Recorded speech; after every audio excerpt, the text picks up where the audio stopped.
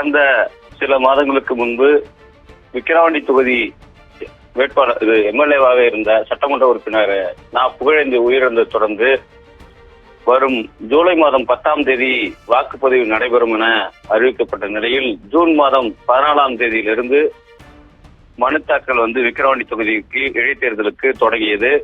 நேற்று வரை பார்த்தீங்கன்னா 24 பேர், அதாவது வேட்பாளர்கள் மனு தாக்கல் செய்திருந்தாங்க. அதாவது பார்த்தீங்கன்னா திமுக சார்பில் பார்த்தீங்கன்னா அன்னியூர் சிவாவும் மற்றும் பார்த்தீங்கன்னா பாமக சார்பில் அன்புமணியும், பனைபுரம் அன்புமணியும், அதே போல நாம் தமிழர் கட்சி சார்பில் அபிநயா உட்பட்ட சுயேட்சை வேட்பாளர்கள் நேற்று வரை 24 பேர் தாக்கல் செய்த நிலையில் இன்று கடைசி நாள் என்பதால் இன்று கிட்டத்தட்ட பார்த்தீங்கன்னா இன்று காலை முதலே மனு தாக்கல் விறுவிறுப்பாக நடைபெற்று வந்தது.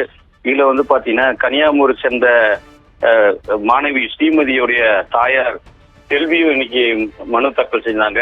அதே போல காந்திவடத்துல பார்த்தீங்கன்னா நாமக்கல் சேர்ந்த காந்திவாதி ரமேஷ் என்பவரும் மனு தாக்கல் செய்தார். இது போன்ற தொடர்ச்சியா இன்றைக்கு விறுவிறுப்பாக கடைசி நாள் என்பதால் மனு தாக்கல் நடைபெற்று வந்தது.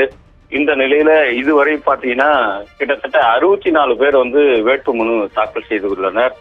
தொடர்ந்து பார்த்தீங்கன்னா விக்கிரவாண்டி தேர்தல் விறுவிறுப்பாக நடைபெறும் என எதிர்பார்த்த நிலையில் தற்பொழுது கள்ளக்குறிச்சி மாவட்டத்தில் விஷசாராயம் அருந்தி கிட்டத்தட்ட 50க்கும் மேற்பட்டோர் உயிரிழந்த தொடர்ந்து தற்பொழுது விக்கிரவாண்டி தொகுதி களையிழந்தே காணப்படலாம் என்று கூட சொல்லலாம். என்று சொன்னால் வேட்பாளர் இன்று கூட திமுக சார்பில் வாக்கு சேகரிப்பில் ஈடுபடுவதாக இருந்தது. இந்த வாக்கு சேகரிப்பு கூட இன்று அவங்க தள்ளி வச்சிருக்காங்க. கள்ளக்குறிச்சி மாவட்டத்தில் நடந்த இந்த துயர சம்பவத்தினால தொடர்ந்து அதே போல பாமக சார்பிலும் தெருமுனை பிரச்சாரம் மாதிரி அவங்க மட்டும்தான் பிரச்சாரத்துல ஈடுபட்டு வராங்க. தொடர்ந்து விறுவிறுப்பாக விக்கிரவாண்டி தேர்தல் வருகின்ற நாட்கள விரிவாக நடைபெறும் என எதிர்பார்க்கலாம். பிரவீன்.